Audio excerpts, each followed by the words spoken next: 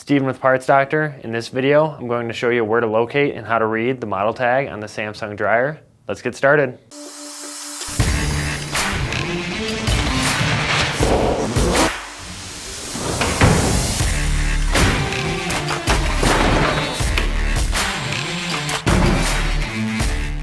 On most front-load Samsung dryers, the model number and serial number tag is located on the front frame behind the door.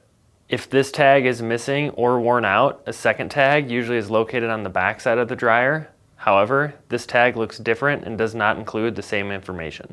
Both tags contain the dryer model number, unique serial number, and if applicable, the 2-digit revision or version number. The tag located on the front also contains the manufacture date. To order a part or parts from our website, partsdoctor.com, you will need to enter your model number in the search bar, followed by a dash and the 2-digit revision or version number. Some models may not have a version number like this one.